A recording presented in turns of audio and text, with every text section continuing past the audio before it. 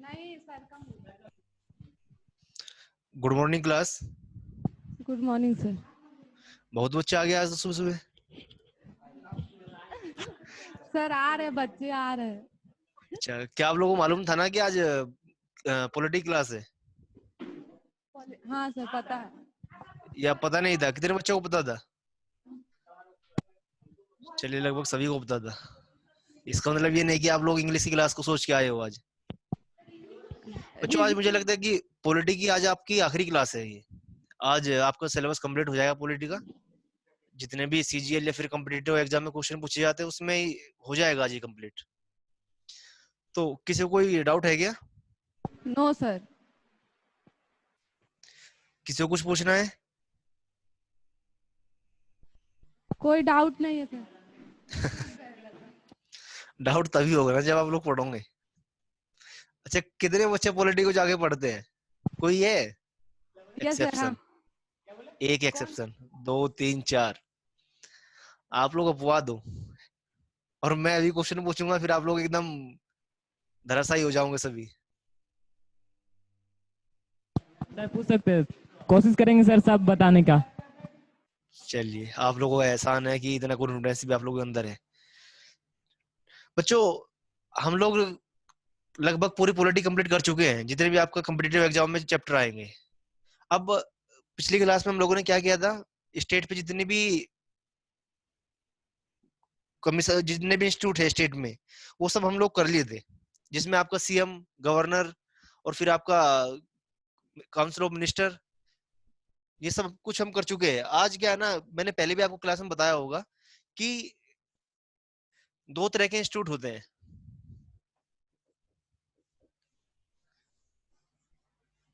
इसमें एक तो क्या होता है, कॉन्स्टिट्यूशनल होता है, और दूसरा क्या होता है, इसको हिंदी में बोलते हैं संवैधानिक, और इसको हिंदी में बोलते हैं सांविधिक। अब तक क्या था? अब तक आपने सेंटर में देखा, सेंटर में जो जो आपकी एग्जीक्यूटिव बॉडी है, फिर आपने देखा स्टेट में जो जो आपकी एग्जीक्यूटिव बॉडी है।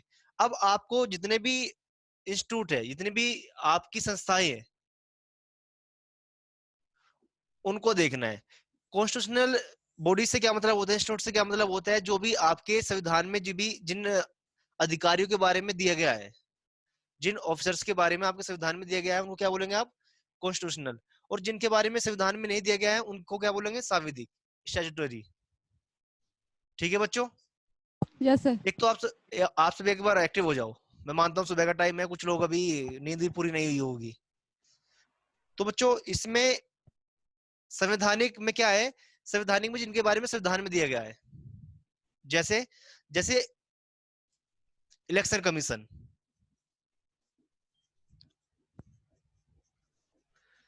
अब क्वेश्चन ये आता है कि सर, इनके बारे में संविधान में दिया गया है और इनके बारे में संविधान में नहीं दिया गया है, तो ऐसा क्यों किया कि संविधान में इनके बारे में दिया गया है? देखो बच्चों, इलेक्शन कमीशन क्या है, एक इंपॉर्टेंट इंस्टीट्यूट है, संस्था है। क्यों? क्योंकि अगर आपके प्रधानमंत्री का चुनाव होना है, अगर आपके सीएम का चुनाव होना है, तो उसको कौन कराएगा? उसको इलेक्शन कमीशन कराएगा। तो कल इसलिए संविधान ने इसको पहले ही संविधान में दे दिया है, जो इसका सिलेक्शन कैसे होगा, इसको कैसे हटाया जा सकता है, इसका टाइम पीरियड कितना होना चाहिए। तो इसलिए दिया है क्योंकि ये जो जिसका ये इलेक्शन करेगा, पीएम, सीएम, पार्लियामेंट, राज्यसभा, वो पूरे देश को चलाएंगे। तो अगर इसके बारे में संविधान में न दिया गया होता, तो कोई भी पार्लियामेंट, कोई भी पीएम, कोई भी सीएम अपने अनुसार इसमें परिवर्तन कर लेता। जिससे क्या होता? जिससे जो पक्षपात का है, वो पक्षपात बढ़ जाता और देश का संविधान के ऊपर से विश्वास हट जाता। इसलिए संविधान ने क्या किया है, कुछ ऐसे इंस्टीट्यूट है जिनको संविधान में दे दिया गया है, उनमें कोई चेंजेस नहीं किए जा सकते। जिसमें पहले क्या है? Election commission. दूसरा क्या है? यूपीएससी। आप लोगों ने सुना होगा, यूनियन पब्लिक सर्विस कमीशन। ये यस क्या सर। करता है? यूपीएससी क्या करता है? यूपीएससी जो भी आपके आईएएस होते हैं, आईपीएस होते हैं, आईआरएस होते हैं, उनका सिलेक्शन करता है। तो अगर आपको आईएएस का सिलेक्शन करना है, क्योंकि आईएएस क्या करता है? एक डिस्ट्रिक्ट को संभालता है। उस डिस्ट्रिक्ट में किसकी नियुक्ति होनी चाहिए, उसकी योग्यता क्या होनी चाहिए? उसका टाइम पीरियड कितना होना चाहिए, ये सब कौन तय करता है? यूपीएससी तय करता है। तो इसके लिए संविधान में इसलिए पहले दे दिया गया कि भाई कोई भी आईएएस बेईमान ना हो, उनके लिए सभी के लिए एक प्रावधान हो, सभी के लिए एक ही प्रोविजन हो। बच्चों इसके बाद क्या आता है? State public service commission. ये भी कैसी इंस्टीट्यूट है? ये भी कॉन्स्टिट्यूशनल इंस्टीट्यूट है। बच्चों इसके बाद क्या आता है? इसके बाद आता है कैग। कैग का क्या काम होता है? जिसे भी कोई सरकार है, सरकार कितना खर्च कर रही है बजट में, किस योजना के ऊपर खर्च कर रही है और कितना खर्च सरकार ने कर दिया, इस सब की जांच कौन करता है? कैग करता है। आप लोग समझ में आ रहे हैं क्या कह रहा हूं मैं? Yes sir.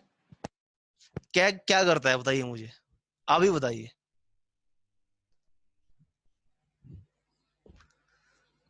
बताइए क्या क्या करता है?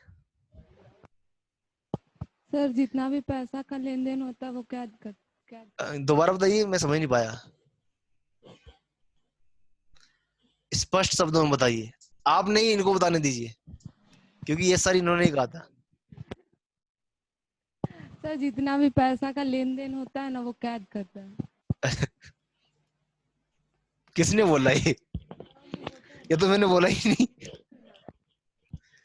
आप लोग जब समझ नहीं आते ना तो सब बोल दिया करो सर समझ सर नहीं। यूपीएससी एसपीएससी इलेक्शन कमीशन का सुने लेकिन कैग का नहीं सुन पाए। तो इसलिए तो मैंने पूछा था और आप बोले यस सर। बच्चों देखो ध्यान से यूपीएससी का बता देंगे। नहीं नहीं, यूपीएससी नहीं पूछना है मुझे, मुझे क्या पूछना था। देखो बच्चों क्या क्या काम करता है। एक बजट आता है सरकार का। अब सरकार बजट में अपने जितने भी खर्च करती है उसके बारे में बता देती है कि हमें ये खर्च वहां करना है, ये खर्च वहां करना है। अलग अलग जो भी सेक्टर होते हैं उसमें खर्च करती है सरकार।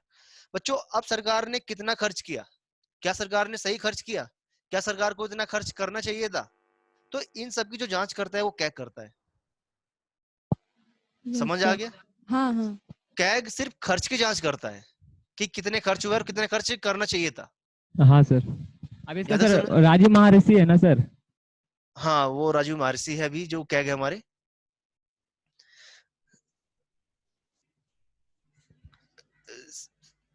सीएजी तक अच्छा फुल फॉर्म इसके बारे में बताऊंगा तो मैं फुल फॉर्म बता दूंगा आप और सर लोगों एक को। सीजीए जो होता है सर, सीजीए एक होता है, क्या वो?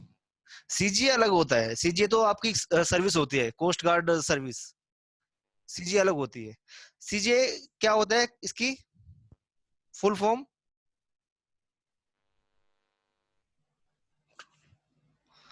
कंप्यूटर।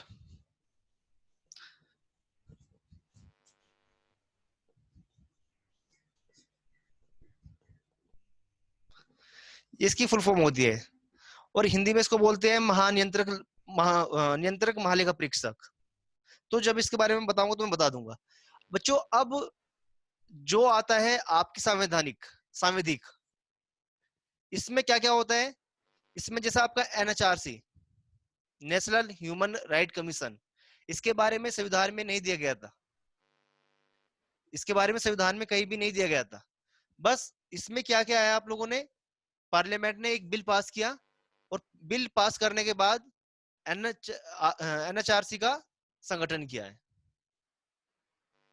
इसका मतलब क्या हो गया बच्चों, ध्यान सुनो। इसका मतलब क्या हो गया कि भाई जो आपके ये संस्थाएं हैं इनमें पार्लियामेंट परिवर्तन नहीं कर सकती, इनकी सिलेक्शन कैसे होना है, इनका टाइम पीरियड कितना रहना है, इनका हटाना कैसे है।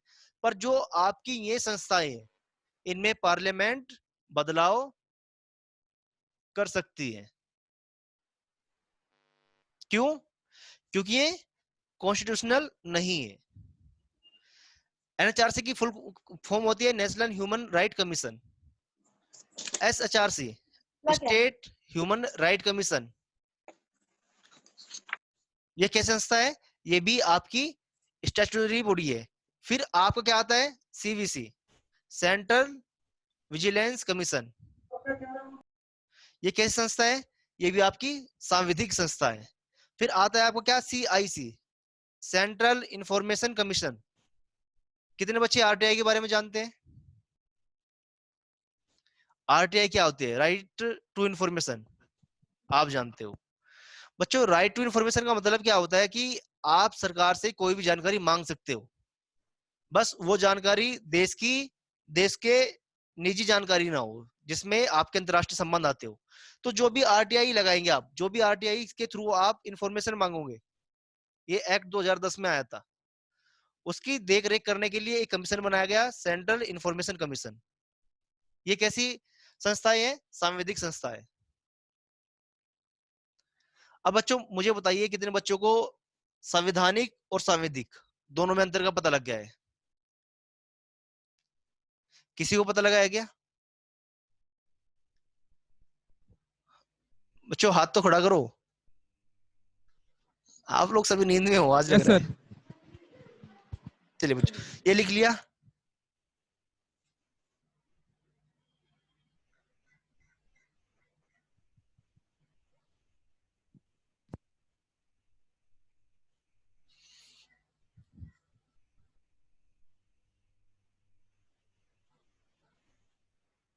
अच्छा ये यार इधर,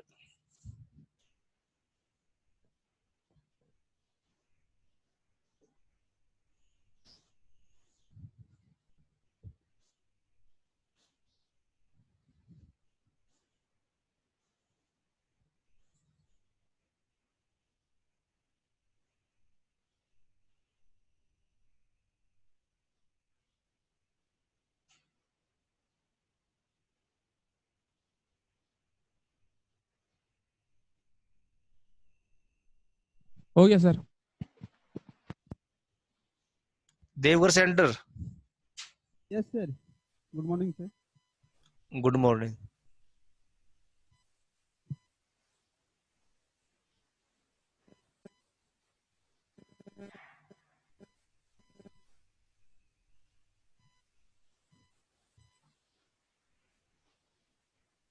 बच्चों लिख लिया आप लोगों ने? नहीं सर, फोटो ले ले रहे हैं सर।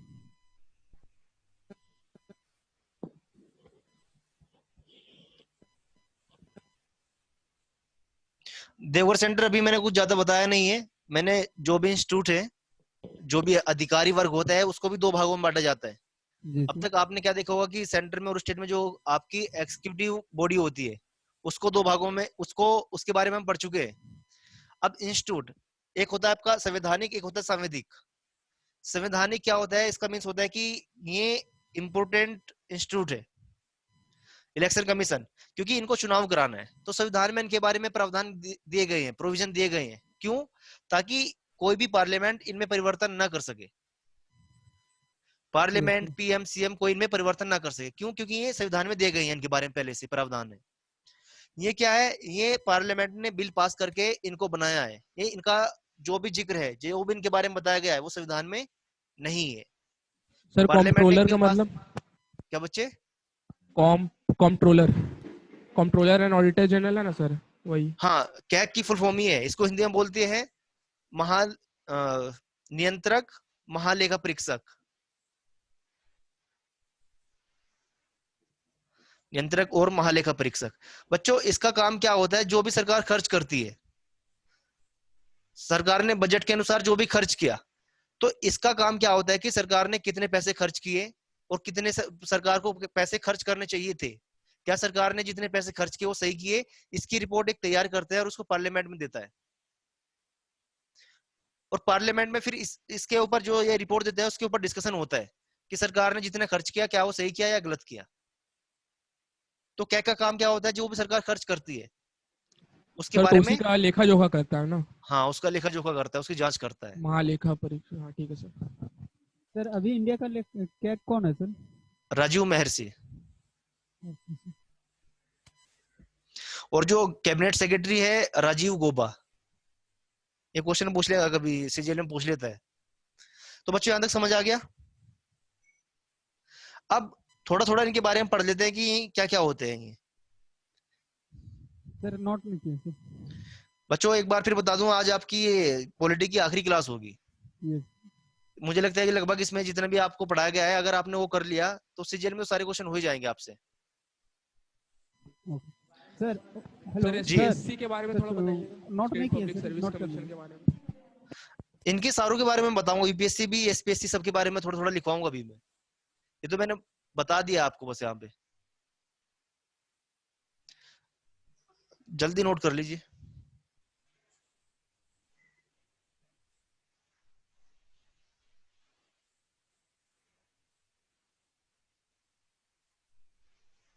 सर हो गया।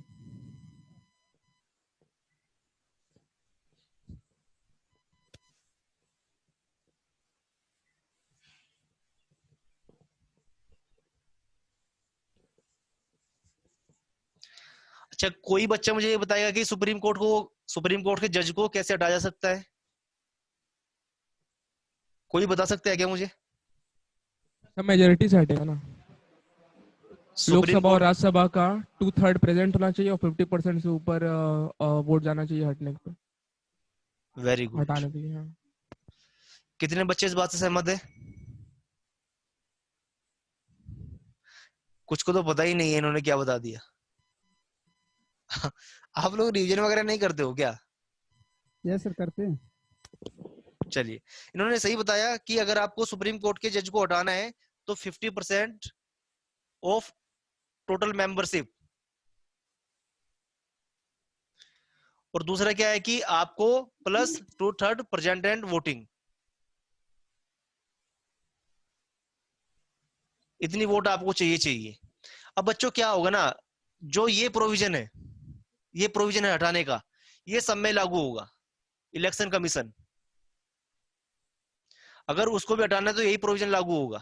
तो मैं बार बार ही ये बताऊंगा कि भाई जैसे सुप्रीम कोर्ट के जज को हटाया जा सकता है, ऐसे ही इसको हटाया जाएगा। तो आप लोग इसमें फिर मत पूछना कि सर कैसे हटाया जा सकता है उनको। बच्चों, सबसे पहला जो संवैधानिक संस्था है क्या है? Election commission.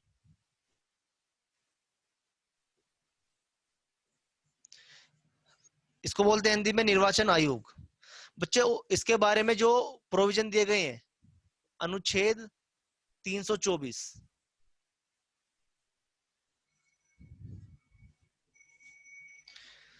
बच्चों इसका काम क्या है? इसके 3 काम है। पहला प्रशासनिक, एडमिनिस्ट्रेटिव। प्रशासनिक में क्या होगा बच्चों? प्रशासनिक में होगा कि भाई इसको एक तो जो आपका वोटिंग लिस्ट है उसको बना के तैयार करना है, वोटिंग लिस्ट। दूसरा बच्चों उसका काम क्या है कि जितने भी राजनीतिक दल होते हैं, जितनी भी पॉलिटिकल पार्टी होती है, उनको चुनाव चिन्ह देना। ये काम किसका है? इलेक्शन कमीशन का है। दूसरा बच्चों इसका काम क्या है? सलाहकारी, एडवाइजरी। सलाहकारी में क्या है कि अगर प्रेसिडेंट को कोई सलाह चाहिए इलेक्शन के बारे में, तो इलेक्शन कमीशन उसको सलाह दे सकता है। तीसरा काम क्या है? अर्धन्यायिक।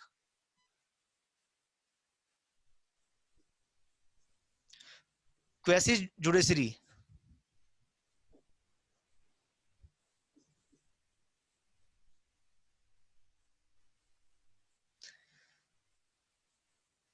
इसका मतलब क्या हो गया कि अगर कहीं किसी बूथ पे, इलेक्शन बूथ पे कुछ भी गलत हो रहा है, कोई बंदूक लेके जा रहा है या फिर कोई वहां पे अपना वर्चस्व जमाने की कोशिश कर रहा है, या फिर पोलियो जो ये बूथ होता है, इलेक्शन बूथ होता है, उसको कैप्चर किया जा रहा है, तो इलेक्शन कमीशन क्या कर सकता है? तुरंत उसको रद्द कर सकता है।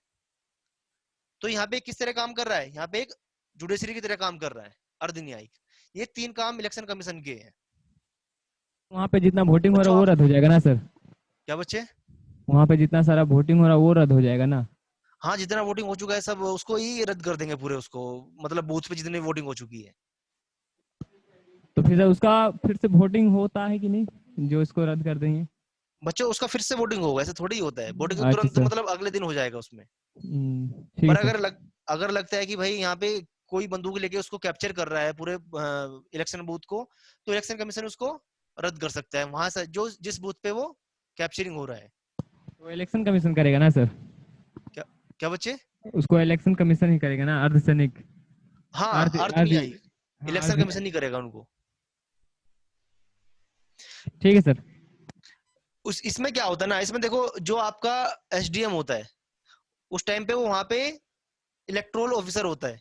वो क्या करेगा? वो बताएगा इलेक्शन कमीशन को कि सर यहाँ पे ऐसा ऐसा कैप्चरिंग हो रहा है, तो इलेक्शन कमीशन वहां से फिर एकदम तुरंत उसको रद्द कर देगा कि भाई इसको, जो इलेक्शन बूथ है इसको रद्द कर दीजिए। बच्चों, आपसे कभी कोई क्वेश्चन पूछ लेगा कि भाई 18 साल पहले क्या थी? वोट डालने की एज 21 साल थी, अब कितनी है? 18। 18 वर्ष कर दी गई है। हाँ सर, 18 वर्ष। तो ये किस संविधान संशोधन के द्वारा की गई है? 61वां संविधान संशोधन, कॉन्स्टिट्यूशनल अमेंडमेंट। कौन सा? 61। ये क्वेश्चन कई बार पूछ लिया है। हाँ सर। अब बच्चों क्वेश्चन ये आता है कि सर चुनाव चिन्ह किसको देना है? कुछ पार्टी आपने सुनी होगी, राष्ट्रीय पार्टी होती है, नेशनल, और कुछ पार्टी क्या होती है, राज्य पार्टियां होती है। होती है नहीं होती है?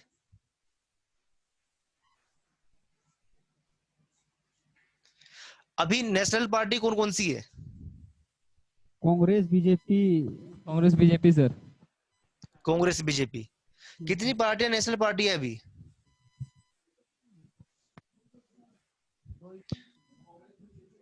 कांग्रेस और बीजेपी है आप सर। भी है सर। आप नहीं है।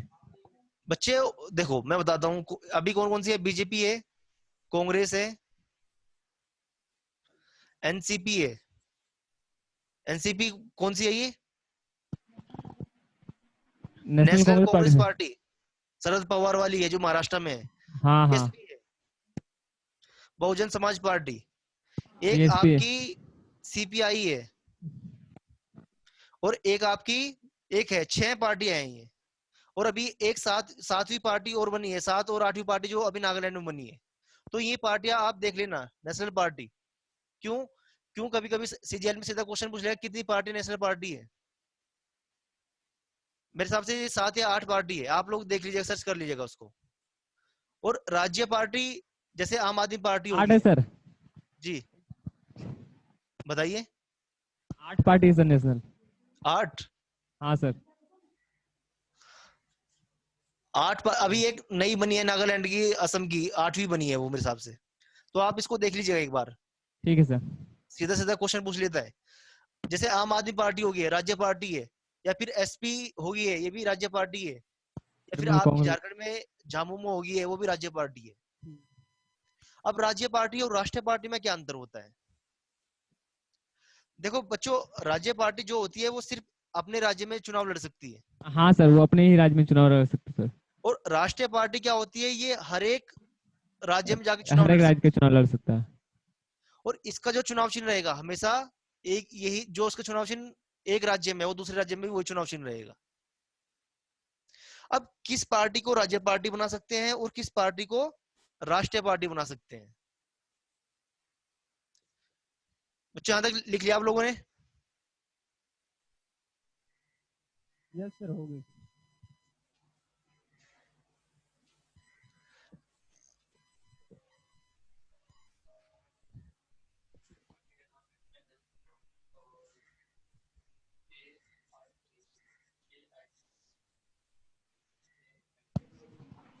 हो गया सर।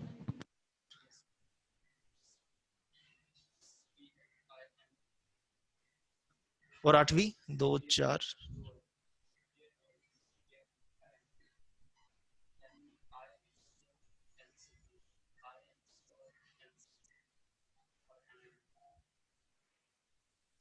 एक 8वीं पार्टी हो रहा है, वो आप देख लीजिएगा कौन सी है वो। 1 2 3 4 5 है, 2 पार्टी और बची है, टोटल 8 है। इन 8 का नाम पता होना जरूरी नहीं है, पर यह है कि इनकी संख्या कितनी है ये पता होना जरूरी है। बच्चों हाँ लिख लिया सर। ये? हाँ सर, हो गया। अब कौन सी पार्टी राज्य पार्टी होगी और कौन सी पार्टी राष्ट्रीय पार्टी होगी, ये कभी कभी क्वेश्चन आपसे पूछ लेगा, इसलिए मैं बता दे रहा हूं बस।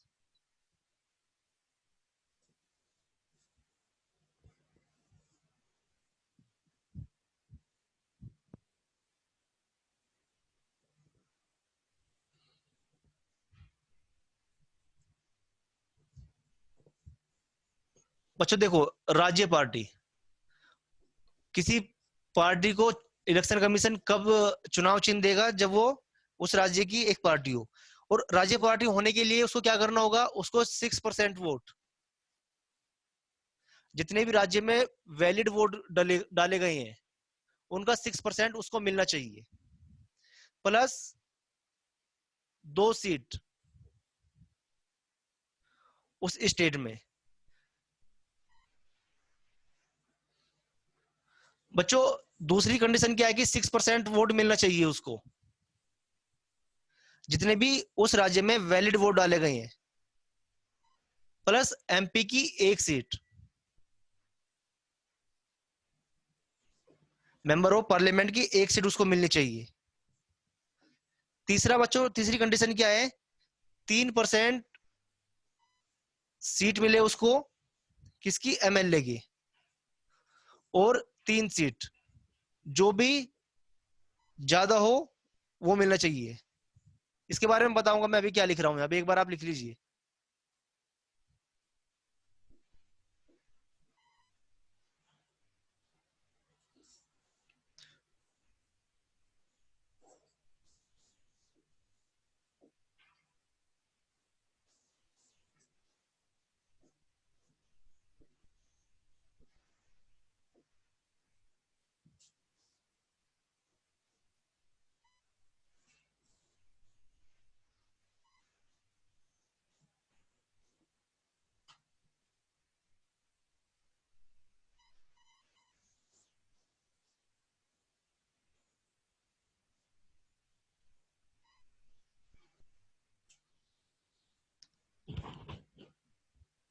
अब बताइए किसी एक बच्चे को समझ आया गया जो मैंने लिखा है ये?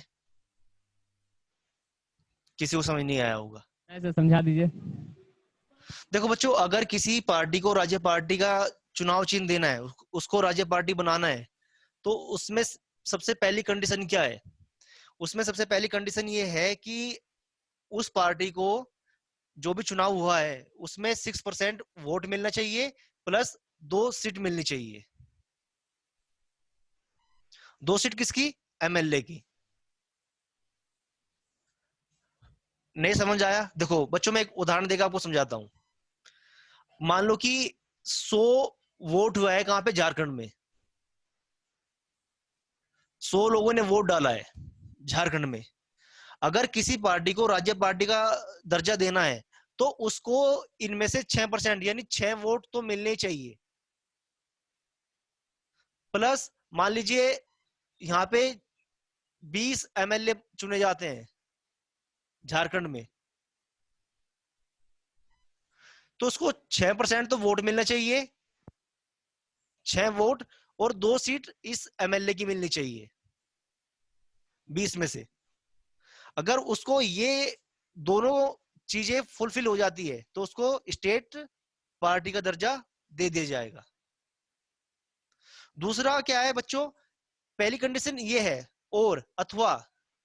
अथवा का मतलब क्या है कि उसको 6% यानी 6 वोट टोटल वोट में से मिलना चाहिए, वैलिड वोट में से, प्लस उसको एक एमपी की सीट मिल जाए, तब भी उसको क्या कर देंगे? उसको राज्य पार्टी का दर्जा दे देंगे। ये कंडीशन या है अथवा। या तो ये कंडीशन फुलफिल हो जाए या फिर ये कंडीशन फुलफिल हो जाए, या उसको 3% सीट। अब देखो बच्चों, यहाँ पे कितने हैं टोटल? 20, और 3% कितने बैठ जाएंगे? 6 एमएलए। और या 3 सीट। 3 सीट का मतलब है विच इज मोर। अब ज्यादा कौन सा है? 6 एमएलए ज्यादा है, तो उसको 6 एमएलए बनाने होंगे अपने। अगर उसके 6 एमएलए बन जाते हैं तो भी उसको राष्ट्रीय पार्टी का दर्जा दे दिया जाएगा। बच्चों बात समझ आई? Yes sir. हाँ या ना? हाँ सर। बच्चों फिर आगे क्या कंडीशन है? या उसको 25 सीट पर 25 एमपी पर एक सीट हो। मतलब सपोज आपके यहाँ पे कितने एमपी है? आपके यहाँ पे मान लीजिए एमपी है 10 या 12 होंगे। हाँ, अब मान लीजिए अगर आपके झारखंड में 25 एमपी है, 25 एमपी है मान लीजिए, तो वहां पे अगर एक एमपी,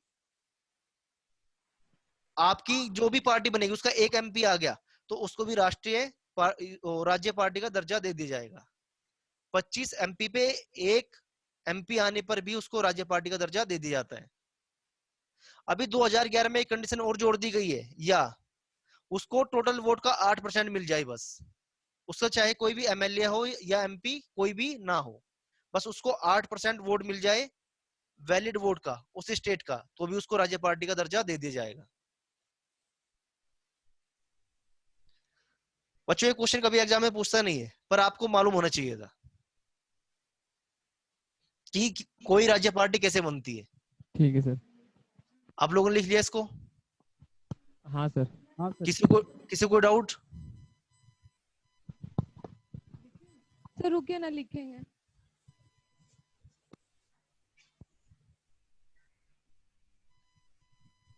सर जी सर वो जो थर्ड पॉइंट लिखे हैं सर, 6 वोट प्लस 1 MP। ये वाला। हाँ हाँ, नहीं नहीं, सर आपके बगल में अभी इस साइड में लेफ्ट। ये हाँ उसके ऊपर। हाँ हम्म, ये सर, इस, 6 वोट इस प्लस 1 MP का क्या मतलब होता है भाई? बच्चे 6 वोट का मतलब है 6% वोट, 6% वोट मिल जाए उसको, और 1 MP, तो सर यानी जब एक वो मेंबर ऑफ तो सर एक मेंबर ऑफ पार्लियामेंट। जब वो मेंबर ऑफ पार्लियामेंट बनेगा सर, तो उसको वोट तो मिलेगा ही सर। बच्चों उसको वोट तो मिलेगा। और कभी क्या होता है, आपको वोट मिल गया कितना, 8%, और हाँ MP आपका एक भी नहीं। हाँ वोट मिल गया आपको 15%, और MP आपका एक भी नहीं। तो उसको इसलिए बोला है कि अगर आपके पास 6% वोट हो जाए, कम से कम 7% वोट हो गए, और आपका एक MP हो गया, तो आपको स्टेट पार्टी का दर्जा दे दिया जाएगा। अगर आपके पास खाली 7% वोट है, 7% वोट है, तो आपको स्टेट पार्टी का दर्जा नहीं दिया जाएगा। और अगर खाली आपके पास 5% वोट है और एक MP है, तब भी आपको स्टेट पार्टी का दर्जा नहीं दिया जाएगा। क्यों? क्योंकि आपके पास 6% तो वोट होने ही चाहिए। MP भले ही आपके पास एक हो, पर वोट आपका परसेंटेज कितना होना चाहिए, 6%। 6% 5% है और एक MP है, तब भी आपको स्टेट पार्टी का दर्जा नहीं मिलेगा। नहीं मिलेगा। बात समझ आ गई बच्चे? Yes sir. समझ आई, हाँ या ना? Yes sir, yes sir.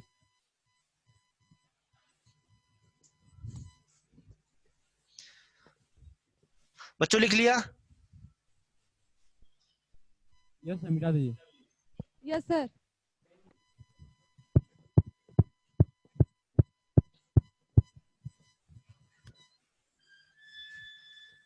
अब राष्ट्रीय पार्टी का दर्जा कैसे मिलेगा?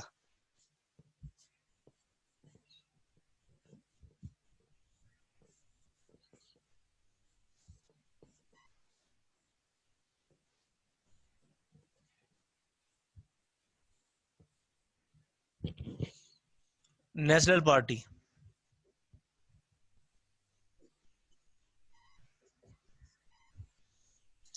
बच्चों इसके लिए पहली कंडीशन क्या है कि 6% वोट हो, किसका, वैलिड वोट्स का, और उससे ज्यादा हो, 6% से कम ना हो। दूसरा क्या है कि ये जो 6% और मोर है, ये कम से कम 4 स्टेट में होना चाहिए।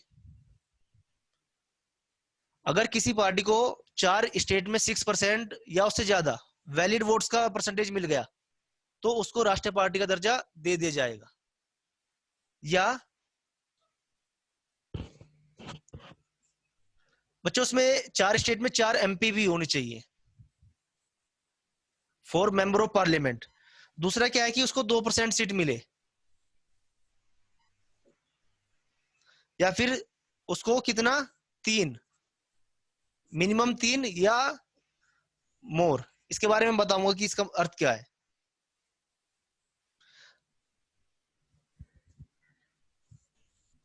और उसको अगर मिनिमम 4 राज्यों में, मिनिमम 4 स्टेट में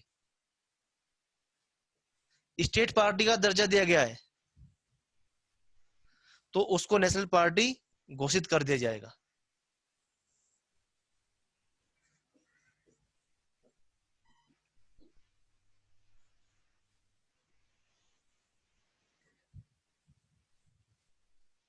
देखो बच्चों, पहले कंडीशन का क्या अर्थ है? पहली कंडीशन का अर्थ है कि अगर उस किसी पार्टी को 6%, सपोज 4 स्टेट है, ये यूपी है, यहाँ पे 100 वोट डाले गए हैं, झारखंड यहाँ भी 100 वोट डाले गए हैं, फिर बिहार यहाँ भी 100 वोट डाले गए हैं, और फिर एक उड़ीसा यहाँ भी 100 वोट डाले गए हैं। अगर किसी पार्टी को यहाँ भी 6 वोट मिल गए, यहाँ भी 6 और यहाँ भी 6 और यहाँ भी 6, यानी 6% वोट मिल गए हैं, तो उस पार्टी को नेशनल पार्टी बना दिया जाएगा। बस इसमें एक कंडीशन और होनी चाहिए कि उसके 4 MP होने चाहिए, मेंबर ऑफ पार्लियामेंट में उस पार्टी के। इन 4 स्टेट में उसको मिनिमम 6% सर पहले वो इलेक्शन लड़ेगा तब तो उसका 4 MP होगा ना? क्या बच्चे? पहले वो इलेक्शन लड़ेगा तब तो उसका 4 MP बनेगा ना? इलेक्शन लड़ने के बाद ही बच्चों उसको नेशनल पार्टी का दर्जा दिया जाएगा। अच्छा सर, ठीक है सर। जब वो इलेक्शन लड़ेगा, जीत के आएगा, तभी उसको नेशनल पार्टी का दर्जा दिया जाएगा। हाँ हाँ सर।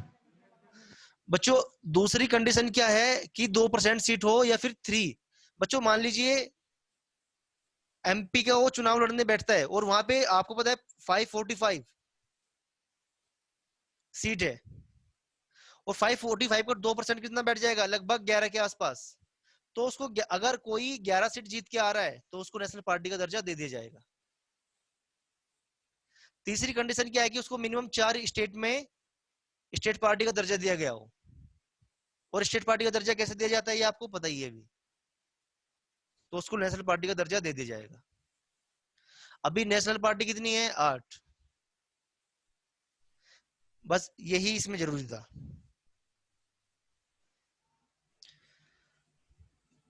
बच्चों लिख लिया ये?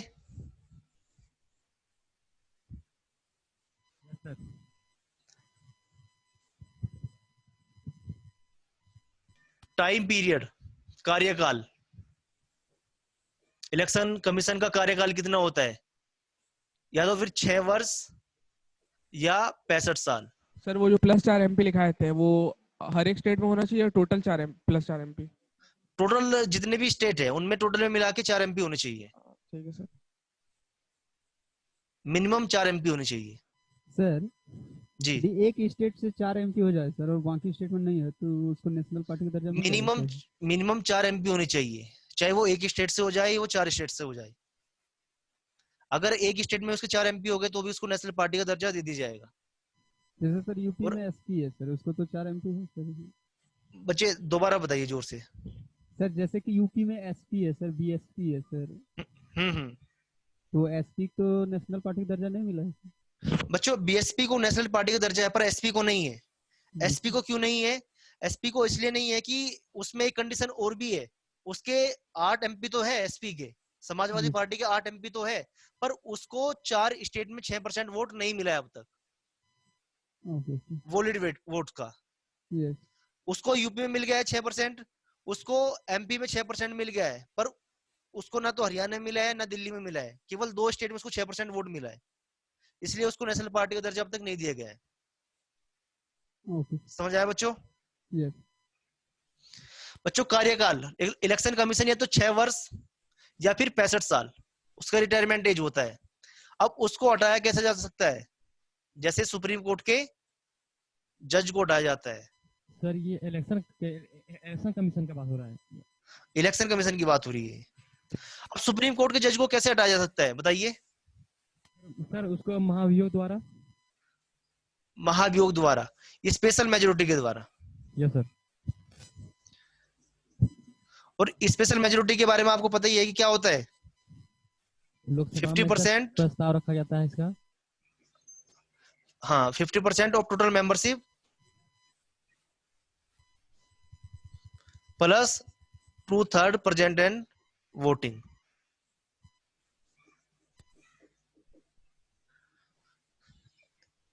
ऐसे इलेक्शन कमीशन को हटाया जा सकता है।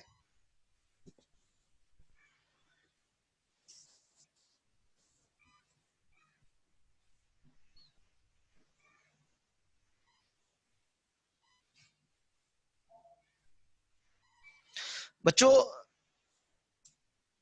इलेक्शन कमीशन के बारे में कौन से पार्ट में दिया गया है? भाग कौन सा? 15। ये बात याद रखना, भाग 15 पार्ट 15। सर जी सर जो ये इलेक्शन कमीशन है सर, तो इसको जज हटाता है क्या सर, या फिर ये महाभियोग? बच्चों मैंने बोला कि कैसे हटाया जा सकता है, जैसे सुप्रीम कोर्ट के जज को हटाया जाता है। सुप्रीम कोर्ट के जज को हटाया जा सकता है। और सुप्रीम कोर्ट के जज को कैसे हटाया जाता है? महाभियोग के स्पेशल द्वारा, मेजोरिटी के द्वारा। स्पेशल मेजोरिटी कहाँ पे होती है? पार्लियामेंट में। पार्लियामेंट में। यस तो उसको हटाता कौन है? पार्लियामेंट हटा सकती है। Yes sir. दूसरा जो आपका इंस्टीट्यूट था, क्या था? यूपीएससी। सर जी। तो जब महाभियोग चलेगा सर, तो वो तो दोनों पार्लियामेंट में चलेगा सर, लोकसभा राज्यसभा दोनों में। महाभियोग हाँ, पहले लोकसभा में चलेगा या फिर राज्यसभा में, फिर उसके बाद पास होने के बाद फिर वो दूसरे सदन में जाएगा, और वहां से पास होने के बाद फिर वो राष्ट्रपति के पास जाएगा। Yes sorry.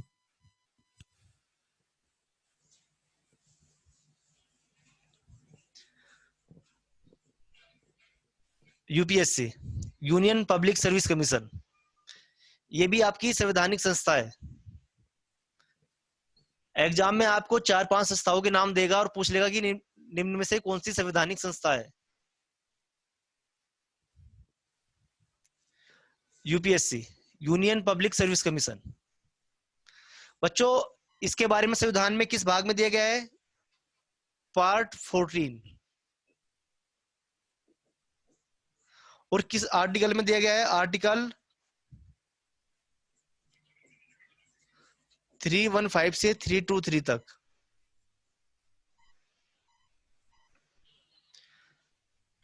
बच्चों,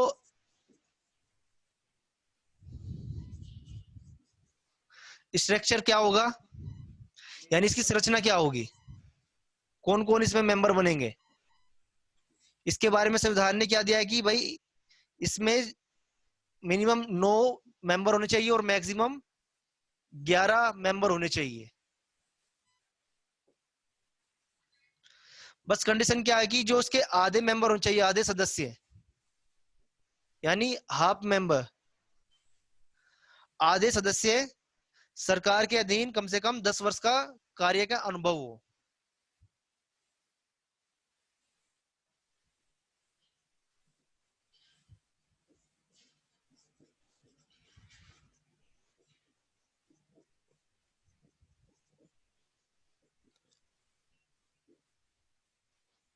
कोई भी व्यक्ति इस कमीशन का मेंबर बन सकता है।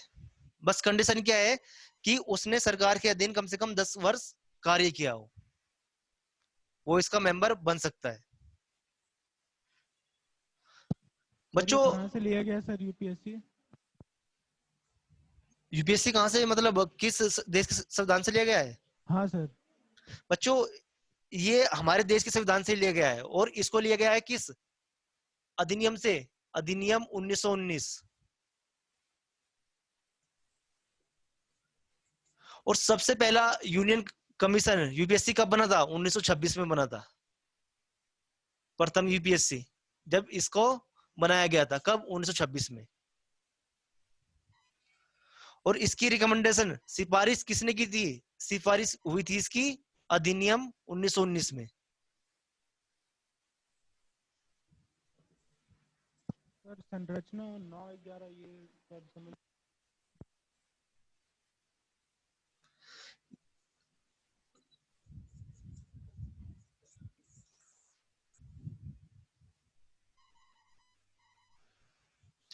बच्चों, नियुक्ति कौन करता है?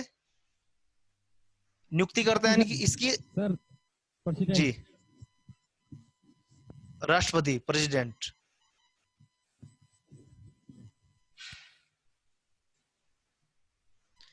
अब हटाया कैसे जा सकता है? सर जी, सर वो जो मिनिमम और मैक्सिमम 9 और 11 वो क्या है? मैक्सिमम मिनिमम सदस्य, मिनिमम मेंबर कितने होने चाहिए? कम से कम 9। किसमें? यूनियन पब्लिक सर्विस कमीशन में। और अधिक से अधिक सदस्य कितने हो सकते हैं? 11।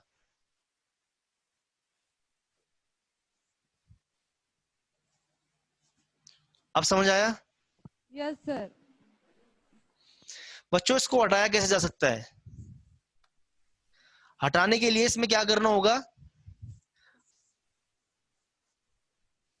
इसको हटा केवल राष्ट्रपति सकता है।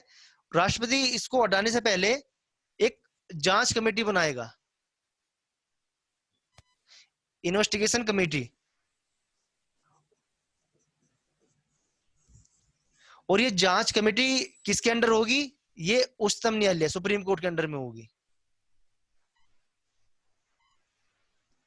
सुप्रीम कोर्ट एक जांच कमेटी के द्वारा इसकी जांच करवाएगा। अगर वो जो दोष इसके ऊपर लगाए गए हैं यूपीएससी के ऊपर, अगर वो सही पाए जाते हैं तो राष्ट्रपति इसको हटा सकता है।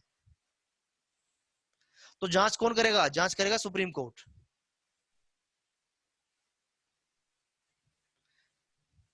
बच्चों, कार्यकाल कितना होता है?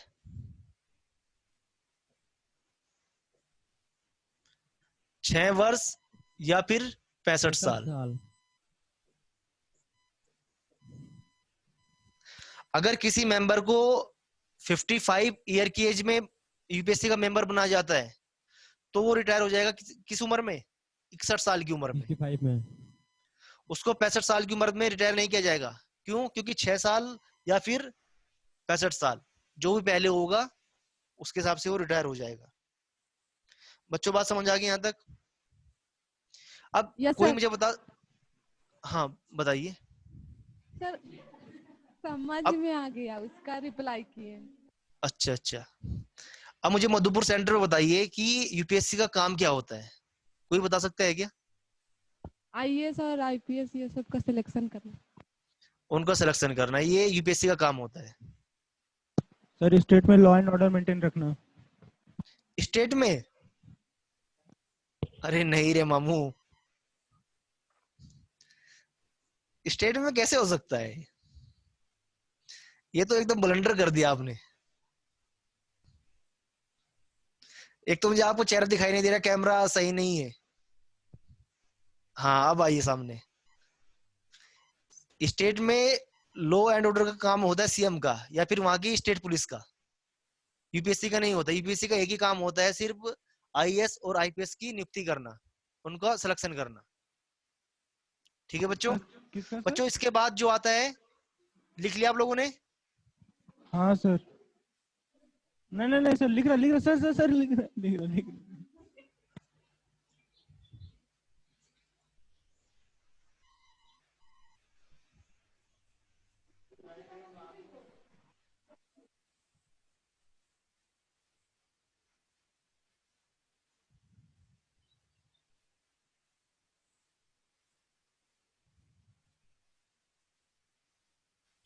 Sir completed.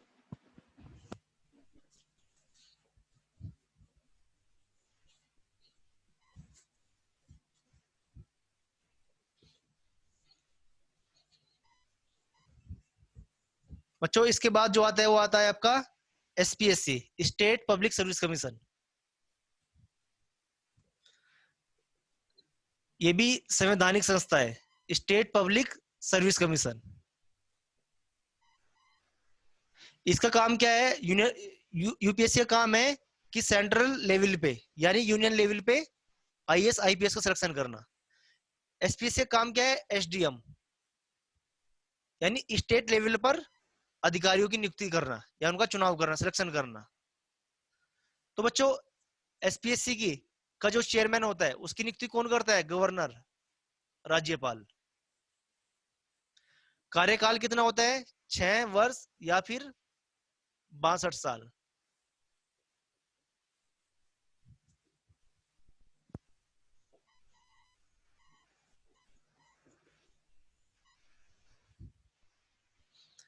बच्चों क्वेश्चन कहां से बनाएगा? क्वेश्चन बनाएगा यहां से। क्यों? क्योंकि इसको हटाता कौन है? बताइए कौन हटा सकता है इसको? High court sir. कौन? High court. Governor sir. Governor. कितने बच्चे इस बात से सहमत? Sir high court. अच्छा कितने बच्चे इस बात से सहमत है कि इसको गवर्नर हटा सकता है? हाथ खड़ा करना। बच्चों इसको गवर्नर नहीं हटाता, इसको हटाता है राष्ट्रपति। नियुक्ति कौन करता है? नियुक्ति राज्यपाल करता है। एग्जाम में क्वेश्चन कहां से पूछे जाते हैं? एग्जाम में क्वेश्चन यहां से पूछे जाते हैं कि एसपीएससी के मेंबर को कौन हटा सकता है? राष्ट्रपति, राज्यपाल नहीं। राज्यपाल सिर्फ नियुक्ति करता है। यहां से क्वेश्चन पूछा जाएगा आपसे। और किसकी सलाह पे हटाएगा राष्ट्रपति इसको? High court sir. High court sir. जांच के आदेश देंगे और जांच कौन करेगा? Supreme court. कोर्ट। आए।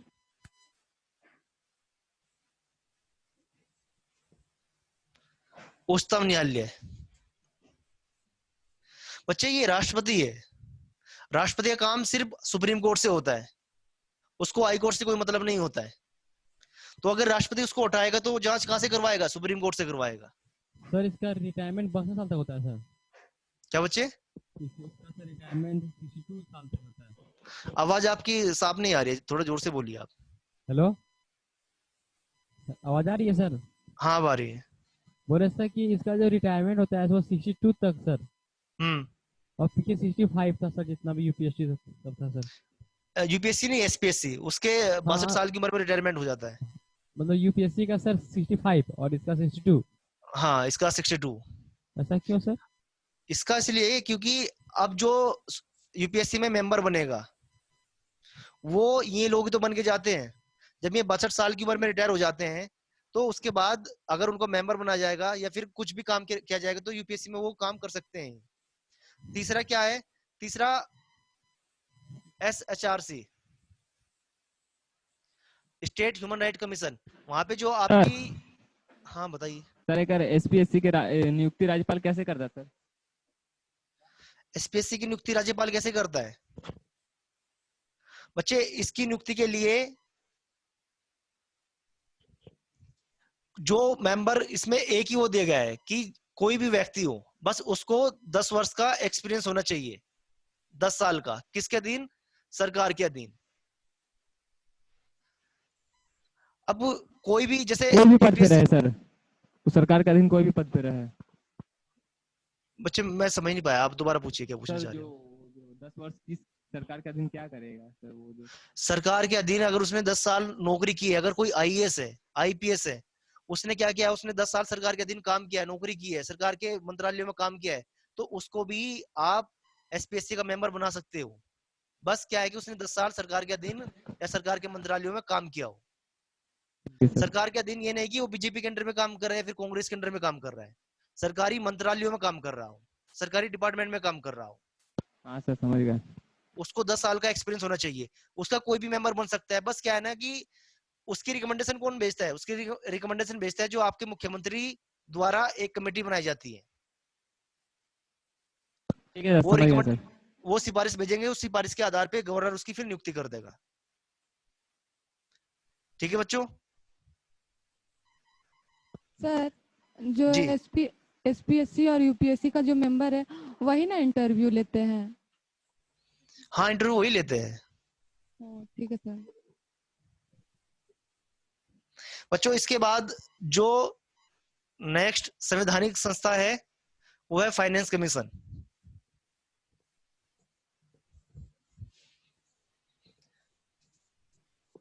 वित्त आयोग।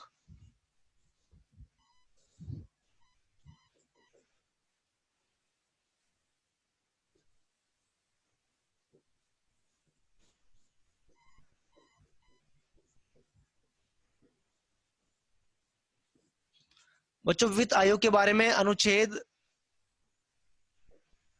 280 में दिया गया है वित्त आयोग। अब वित्त आयोग का काम क्या होता है, इसको क्यों बनाया गया है? बच्चों आपको पता होगा कि जितने भी टैक्स वगैरह है, जितने भी कर है, वो कर कुछ तो कर किसके पास जाते हैं? यूनियन गवर्नमेंट के पास में जाते हैं, संघ की सरकार के पास में जाते हैं। जैसे आपका इनकम टैक्स या फिर आपका निगम कर जो कंपनियों के ऊपर लगाया जाता है, या फिर कस्टम ड्यूटी, इसको कॉर्पोरेशन टैक्स बोलते हैं, कस्टम ड्यूटी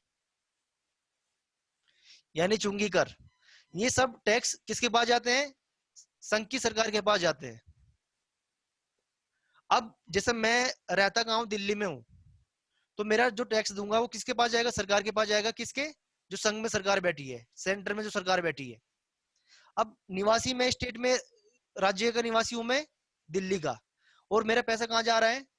संघ की सरकार के पास में। जैसे आप लोग हो, झारखंड के रहने वाले हो, इनकम टैक्स दे रहे हो, पैसा किसके पास जा रहा है? संघ की सरकार के पास।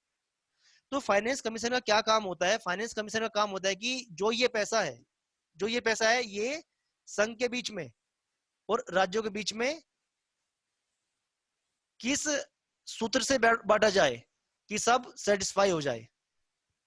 तो ये काम, ये जो फॉर्मूला है कौन देता है? फाइनेंस कमीशन देता है। कहने का मतलब ये है कि जो ये मनी है, जो ये धन है, जो ये पैसा है, इसको बंटवाने का काम कौन करता है? फाइनेंस कमीशन करता है। किन के बीच में? संघ के बीच में और राज्यों के बीच में। बात समझ आ गई बच्चों? हाँ सर। आप लोग आज मुझे लग रहा है कि कुछ कम समझ में आ रहा है आप लोगों को सभी को। नहीं सर। तो फिर थोड़ा एक्टिव होके बैठिए। सर एकदम हाँ सर ऐसे जवाब दे रहे हो जैसे मेरे ऊपर कुछ एहसान कर रहे हो आप लोग। सर किस भाग में है सर फाइनेंस कमीशन? आप बताइए, दोबारा पूछिए आप। सर अनुच्छेद 280 किस भाग में है सर? 280 किस भाग में है? बच्चों मैं कल क्या करूंगा, जो भी आपके जितने भी भाग है उनकी एक लिस्ट बना के मैं आपको दे दूंगा। उस लिस्ट को फिर आप लोग याद कर लीजिएगा। ऐसे तो 280 मेरे हिसाब से होना चाहिए 12 में होना चाहिए, 12वें भाग में होना चाहिए। फिर भी इसको मैं एक बार कंफर्म करके आपको बताऊंगा। वैसे 12वें भाग में होना चाहिए ये। बच्चों नियुक्ति कौन करता है? नियुक्ति करता है राष्ट्रपति। कितने सदस्य होते हैं? सदस्य होते हैं 5। 5 सदस्य होते हैं, जिसमें एक अध्यक्ष और 4 सदस्य होते हैं। इसका गठन राष्ट्रपति हर 5 साल करता है, 5वें वर्ष। हर 5 साल बाद ही अपनी एक रिकमेंडेशन देंगे, सिफारिश देंगे कि धन को कैसे बांटना है।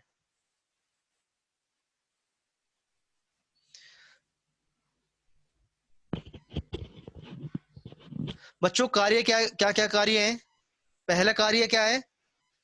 वितरण करवाना, distribution of money between centre and state.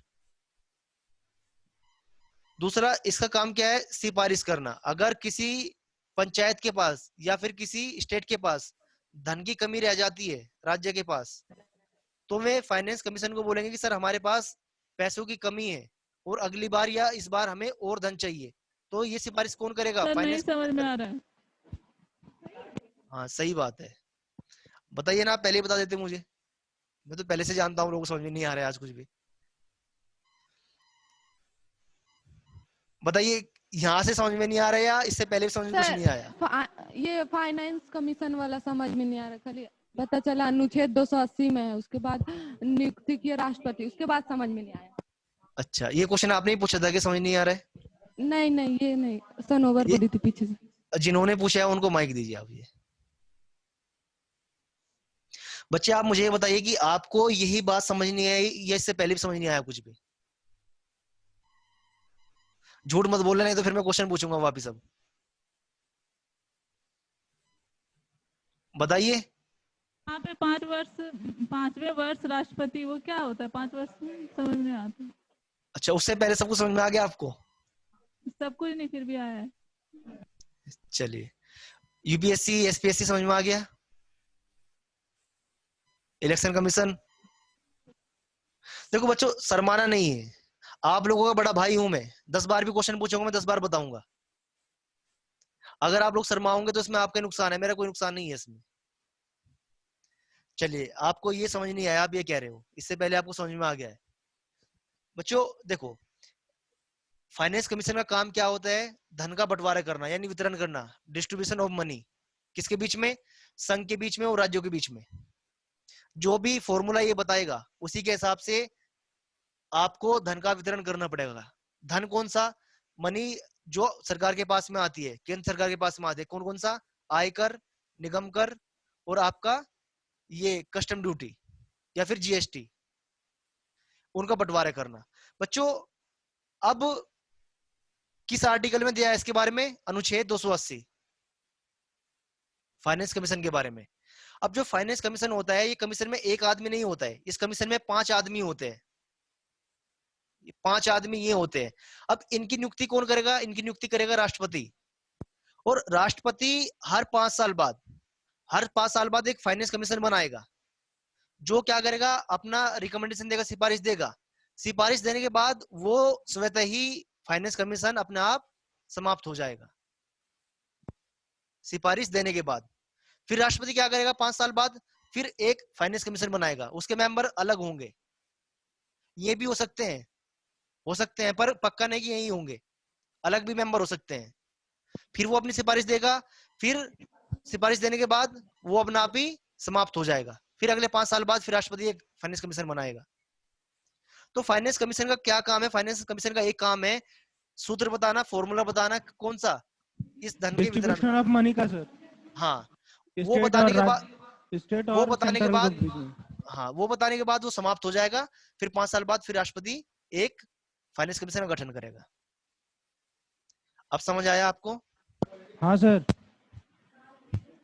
जिन्होंने क्वेश्चन पूछा था,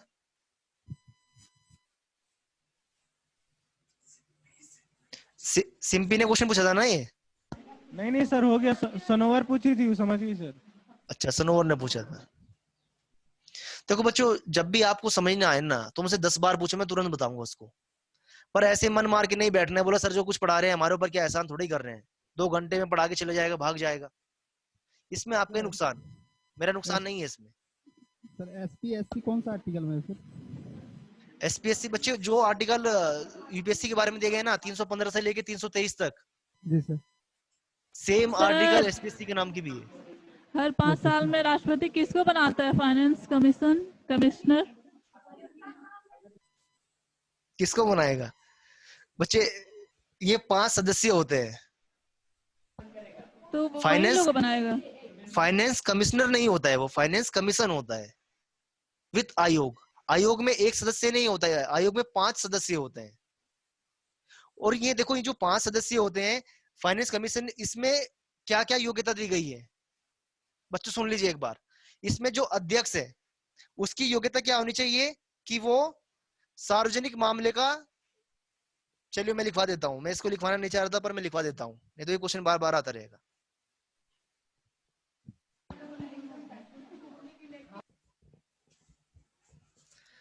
अब राष्ट्रपति किन आदमियों को नियुक्त कर सकता है फाइनेंस कमीशन में, उनकी योग्यता दी गई है। अध्यक्ष, अध्यक्ष की योग्यता क्या है कि वो सार्वजनिक मामलों का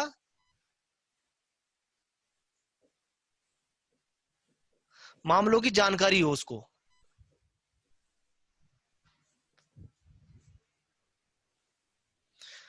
सार्वजनिक मामलों की जानकारी हो या फिर अनुभवी हो उसका। सर कुछ समझ नहीं आता, क्या लिखे सर?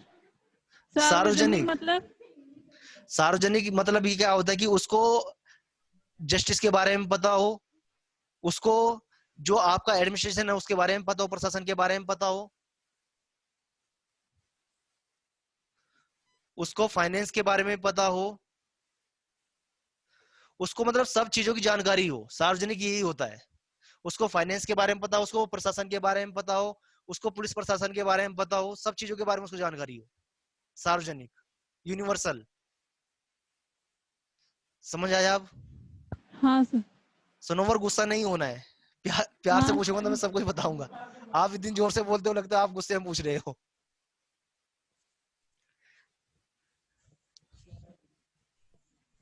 बच्चों, जो उसका दूसरा सदस्य होता है, सदस्य 1 होता है,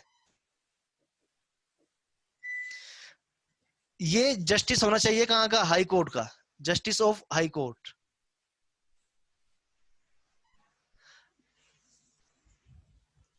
जो सदस्य 1 होता है, जो उसका सदस्य 2 होता है, उसको फाइनेंस के बारे में जानकारी होनी चाहिए, फाइनेंस एंड अकाउंट के बारे में। जो इसका मेंबर 3 होता है, उसको एडमिनिस्ट्रेशन प्लस फाइनेंस, इनके बारे में जानकारी होनी चाहिए। और जो इसका मेंबर 4 होता है, उसको इकोनॉमिक्स के बारे में जानकारी होनी चाहिए।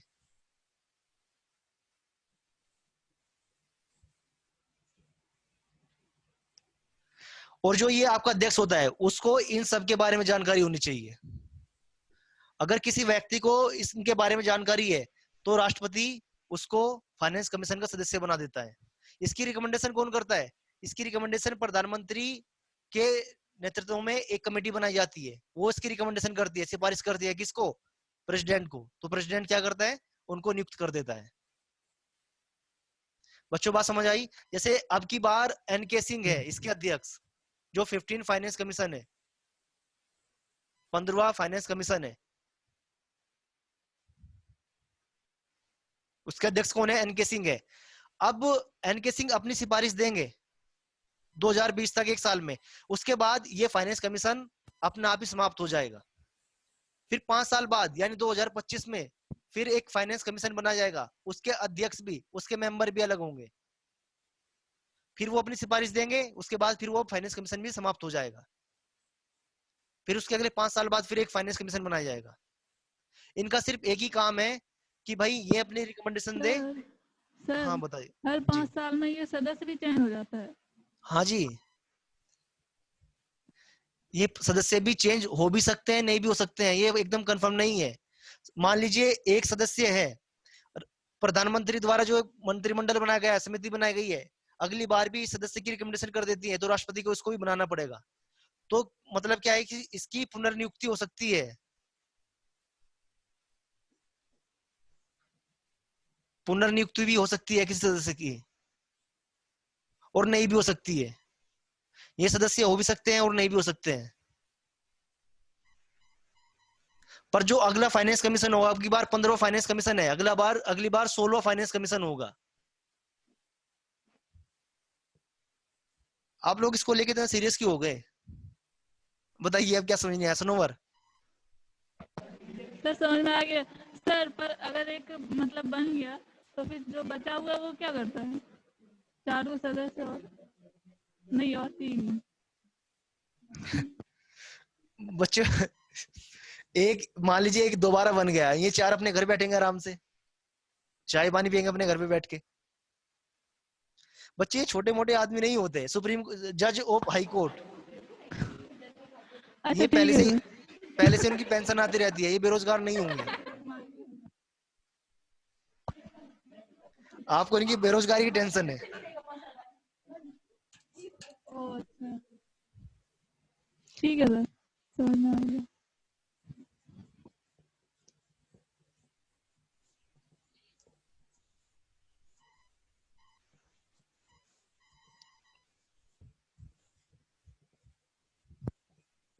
अच्छा, फाइनेंस कमीशन का काम क्या है सर? मनी कोई का बताएगा? डिस्ट्रीब्यूशन का। हाँ सर, मनी क्या का है फाइनेंस कमीशन का काम? हम बोले सर? नहीं, सनोवर को ही बोलने दो।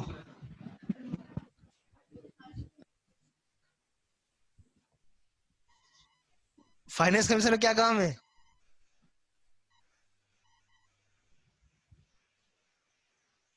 माइक खराब हो गया है क्या? हाँ सर, क्या सर? सही है। सर जैसे कि आप पूछेंगे फाइनेंस कमीशन क्या करता है? सर वो मतलब मनी डिस्ट्रीब्यूट करता है। चलिए, आपका एहसान है, आपने बता दिया। बच्चों इसके बाद जो संवैधानिक संस्था है क्या है? नेशनल कमीशन फॉर एससी, यानी नेशनल कमीशन फॉर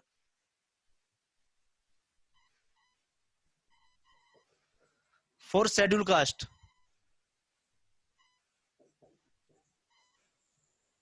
बच्चों ये मैं अलग अलग क्यों बता रहा हूं, क्योंकि एग्जाम में आपसे पूछ लेगा, आपको 5 ऑप्शन देगा। पहला ऑप्शन क्या देगा? बताइए कि निम्नलिखित में कौन सी संवैधानिक संस्था है? पहला ऑप्शन दे देगा आपको एनसीएससी, दूसरा ऑप्शन दे देगा एनसीएसटी, तीसरा ऑप्शन दे देगा आपको यूपीएससी, और चौथा ऑप्शन दे देगा आपको एनएचआरसी। और पूछ लेगा कि निम्नलिखित में कौन कौन सी संवैधानिक संस्था है। एनसीएससी भी है, ये भी है, ये भी है, ये नहीं है।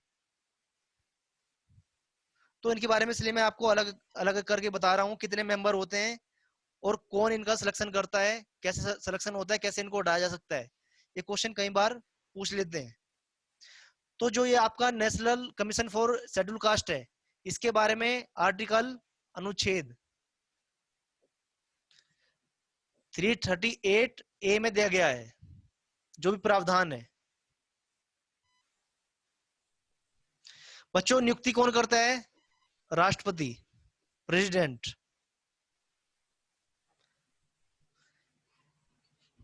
कार्यकाल कितना होता है? 3 वर्ष।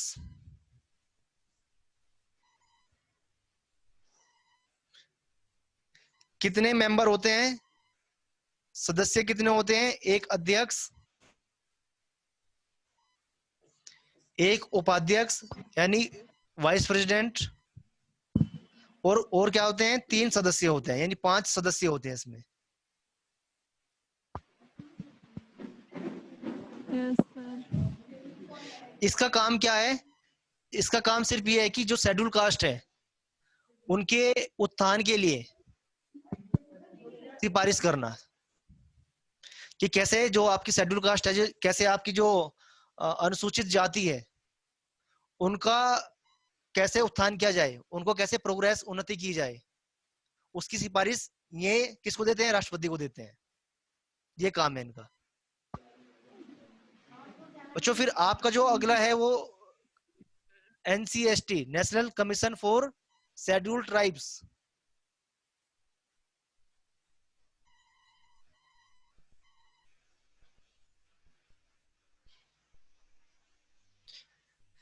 इसका काम क्या है?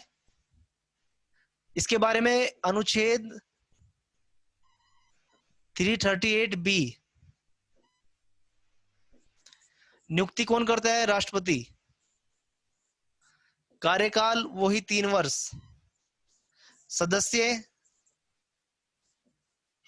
सदस्य रहेंगे 5। कौन कौन से? यही एक अध्यक्ष, एक उपाध्यक्ष और 3। बच्चों इसमें क्या होता है? इसमें एक तो आपका क्या जो आयोग है, कौन सा आयोग? कमीशन है ओबीसी का, अदर बैकवर्ड क्लास। तो जो उसका अध्यक्ष होता है वो भी इसका सदस्य होता है।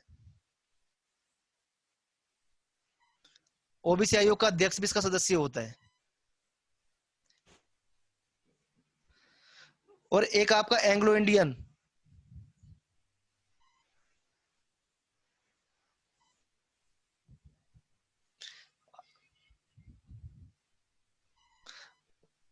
सर नीचे नहीं दिख रहा सर।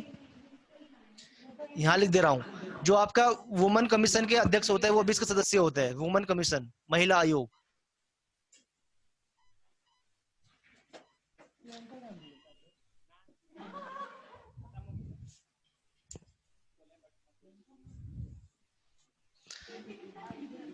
इसका काम क्या है इस कमीशन का? इस कमीशन का काम है कि इनको जो भी शेड्यूल ट्राइब्स है,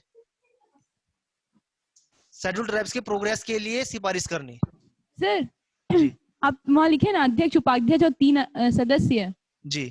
तो एक वुमेन कमीशन के अध्यक्ष और नीचे जो लिखे ना ओबीसी के नीचे, वो दिख नहीं रहा है। वो ओबीसी के नीचे से यहाँ से हटा के मैंने लिख दिया है। यहाँ पे वुमेन कमीशन के अध्यक्ष होते हैं, फिर ओबीसी जो ना हुआ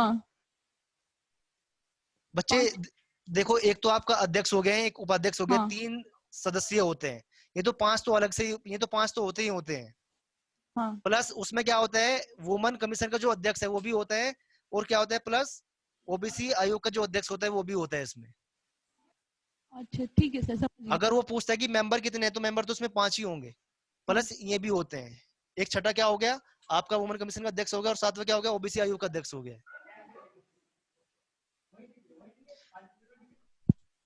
तो फिर तो 7 हो गया ना टोटल। 7, हाँ 7 ही होते हैं इसमें, मतलब मेंबर इसमें 5 होंगे, पर इसमें कुल मिला के लोग 7 होते हैं। अगर आपसे एग्जाम में पूछा जा रहा है कि national commission of schedule caste, इसमें कितने सदस्य होते हैं? सदस्य 5 होते हैं। तो फिर ये 2 सर एक्स्ट्रा जो है ओबीसी और ये वुमेन्स कमीशन के आयोग के अध्यक्ष, ये इसमें पार्टिसिपेट करते हैं। ठीक है। इस कमीशन में ये दोनों पार्टिसिपेट करते हैं, कौन? वुमेन भी और OBC. Okay sir, thank you sir.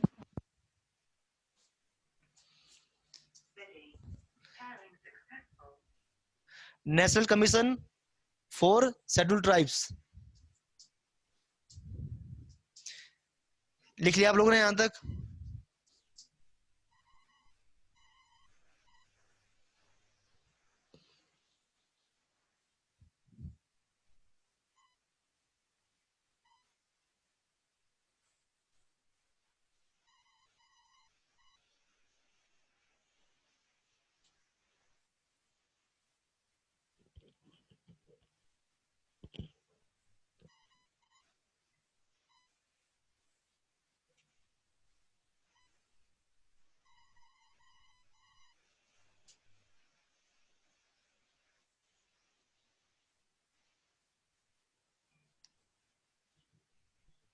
बच्चों लिख लिया या नहीं लिखा? यस सर, लिख ली। Yes sir. बच्चों मुझे ऐसा लगता है ना, क्योंकि देखो इसमें मैं कुछ ज्यादा जानकारी आपको बता नहीं सकता। जो कमीशन जैसा है, जिसमें जितने मेंबर है वो सब आपके सामने है। मैं क्या करता हूँ, मेरे पास बुक है एक, मैं उसका फोटो क्लिक करूंगा और आपके व्हाट्सएप ग्रुप में उसको डाल दूंगा। क्योंकि इसके बाद नेशनल कमीशन, ये आपकी जो संवैधानिक संस्थाएं हैं सब है, और सांविधिक संस्थाएं वो भी सब है, तो उनके बारे में जो भी होगा फोटो क्लिक करके मैं व्हाट्सएप ग्रुप पे वो डाल दूंगा, तो आप देख लेना वहां से। क्योंकि मैं चाहता हूँ कि यहाँ पे अब मैं खड़ा सर हो वो गया ऐसे बता। कौन सा बुक है? हम लोग बुक ले लक्ष्मीकांत, लेंगे। एम लक्ष्मीकांत। ठीक है। 350 रुपए की बुक आएगी वो। आप लोग अगर यूपीएससी की तैयारी कर रहे हो, मैं यहाँ मेरे पास नहीं है बुक, वो मैं बुक में से थोड़े देख के पढ़ाता हूँ। वो बुक कम से कम मैं 15 से 20 बार पढ़ चुका हूँ, तो सारी बुक रट चुकी है वो। तो बच्चों मैं क्या करूंगा, मैं उस बुक के फोटो क्लिक करके आपके पास भेज दूंगा, वो आप व्हाट्सएप ग्रुप पे देख लेना। क्योंकि हाँ मैं सब चीजें लिखवाऊंगा, फिर आप लोग ये सब एकदम बोरिंग है पूरा, मुझे जहां तक लगता है नहीं है? हाँ है ना, मुझे जवाब तो दीजिए। सर चलिए, तो इसके बाद जो कुछ बचता है,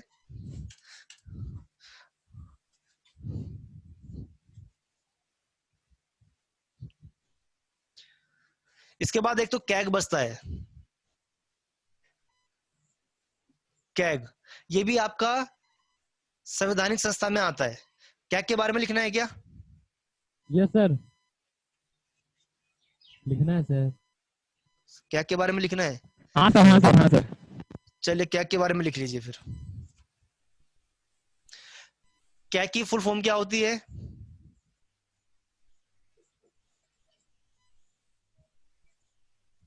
कंट्रोलर एंड ऑडिटर जनरल। इसको हिंदी में क्या बोलते हैं? नियंत्रक, लेखा परीक्षक। महालेखा परीक्षक।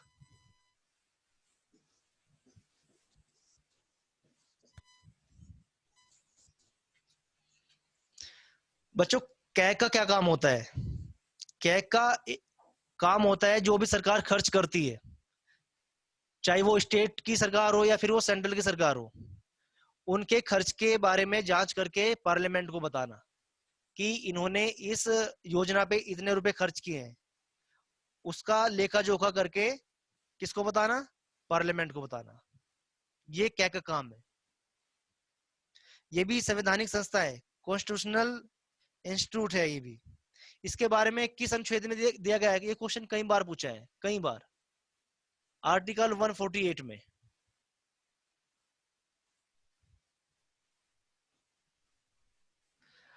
कार्यकाल कितना होता है? 6 वर्ष या फिर 65 साल।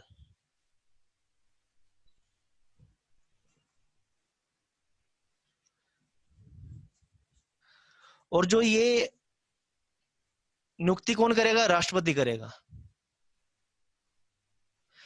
योग्यता क्या होनी चाहिए? संविधान में इस बारे में कुछ भी नहीं बताया गया है। कैग किसी भी व्यक्ति को बनाया जा सकता है, किसी भी व्यक्ति को। काम क्या है? सरकारी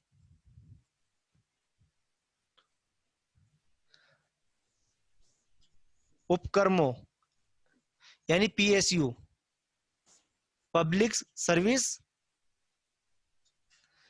पीएससी, पब्लिक सर्विस कंपनी, इनकी जांच करना।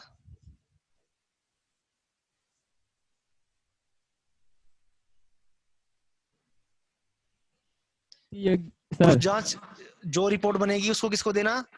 हेलो सर, राष्ट्रपति को देना। हाँ जी सर की योग्यता क्या रहती है सर? बच्चे, योग्यता के बारे में संविधान में कुछ नहीं लिखा है। अब जब संविधान में नहीं लिखा तो इसका मतलब ये भी नहीं कि किसी अनपढ़ को उठा के कैग बना देंगे। ये है कि उसको सार्वजनिक मामलों के बारे में जानकारी होनी चाहिए, उस व्यक्ति को ही कैग बनाया जाता है।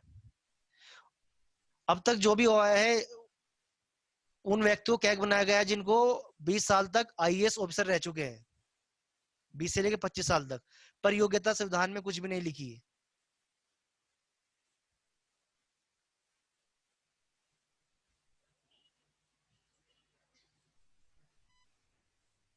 हटाया कैसे जाएगा? जैसे सुप्रीम कोर्ट के जज को हटाया जाता है, कैसे? स्पेशल मेजोरिटी से।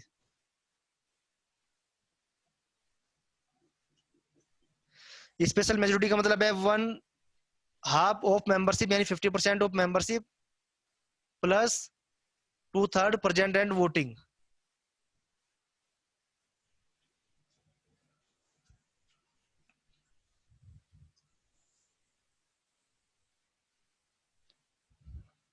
ऐसे इसको उठाया जाता है।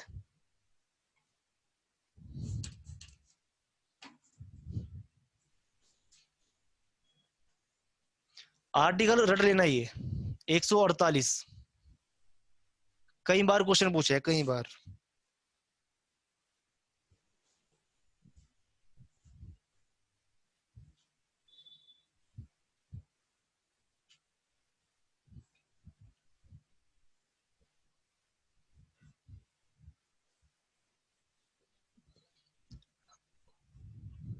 इसके बाद एक और है संवैधानिक, अटॉर्नी जनरल।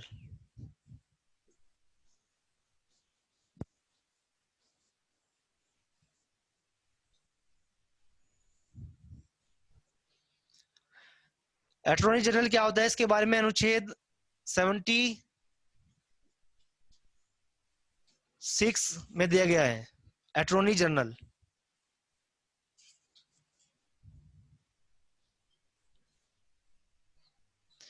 इसका काम क्या होता है? इसका काम होता है भारत सरकार के जो भी केस सुप्रीम कोर्ट में चल रहे हैं या फिर हाई कोर्ट में चल रहे हैं, तो भारत सरकार की तरफ से वकील बन के जाना। यह काम किसका होता है? अटॉर्नी जनरल का। किस अनुच्छेद में दिया गया है? अनुच्छेद 76 में। नियुक्ति कौन करता है? राष्ट्रपति करता है, प्रेसिडेंट।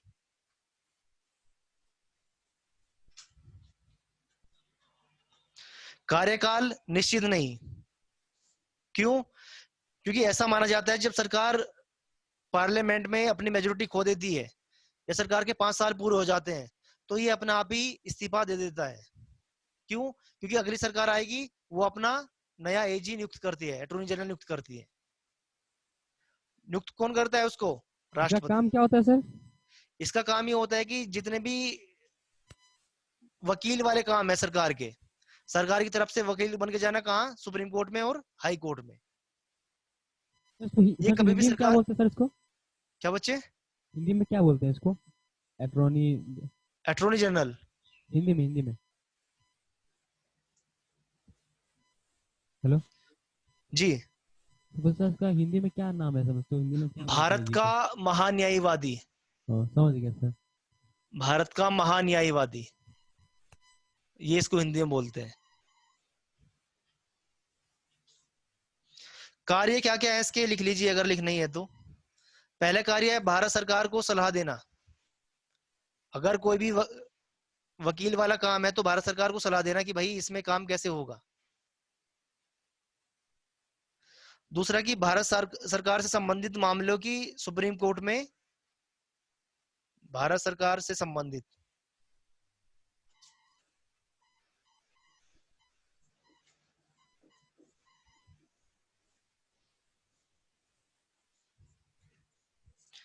उच्चतम न्यायालय या फिर उच्च न्यायालय में पेश होना, सुप्रीम कोर्ट में या फिर हाई कोर्ट में पेश होना। तो ये काम है इसका। बच्चों, अब इसके लिए योग्यता क्या है? योग्यता वही है जो एक सुप्रीम कोर्ट के जज के लिए चाहिए।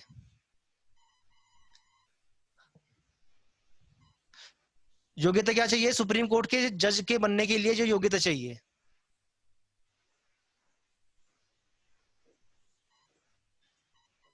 न्यायाधीश बनने के लिए जो योग्यता चाहिए, क्या योग्यता चाहिए? सनोवर। सुप्रीम कोर्ट के जज बनने के लिए योग्यता क्या चाहिए? सनोवर।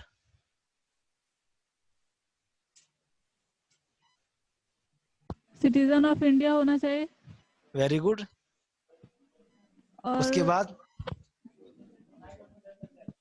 हाई कोर्ट में 10 साल से जज होना चाहिए।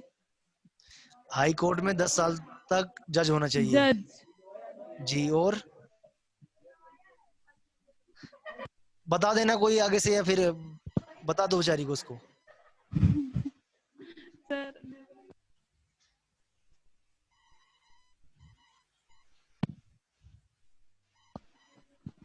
किसी को याद है? सर सर ये लोगों को भी गलत याद है।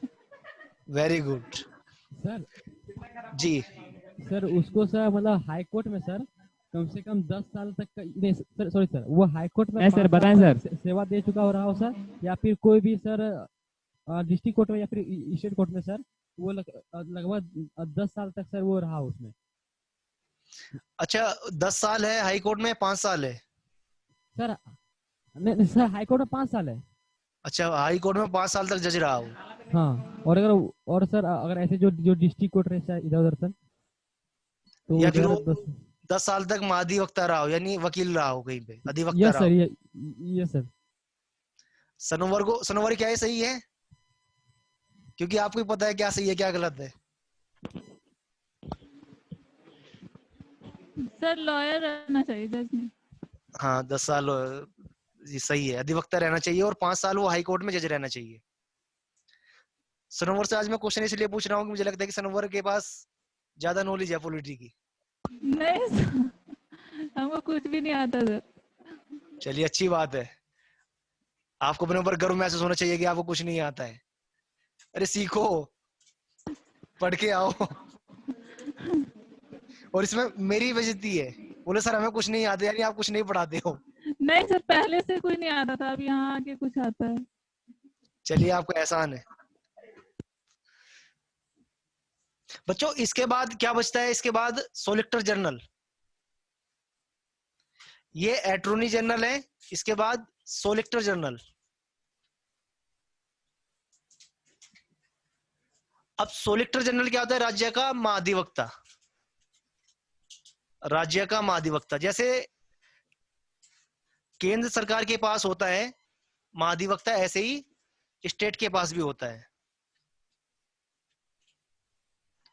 इसके बारे में अभी तो साथ में था ना सर? जी अभी तो सार मेहता है ना सर? तुषार मेहता बेटे एजी है, अटॉर्नी जनरल है। तुषार मेहता एजी है। नहीं सर वो तो के वेणुगोपाल है ना सर?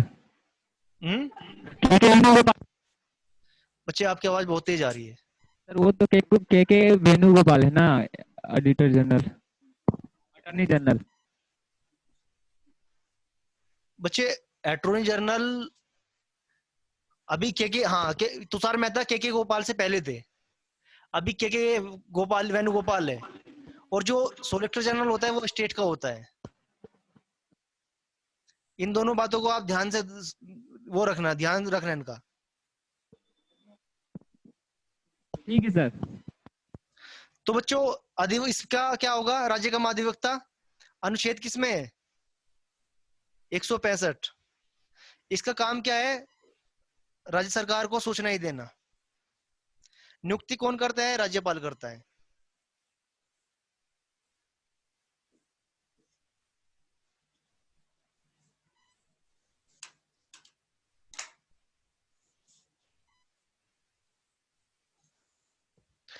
राज्य का महाधिवक्ता।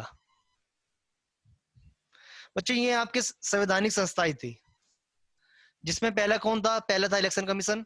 आप ध्यान से सुनिए बस, अब जितना आपको लिखना था वो लिख चुके आप लोग।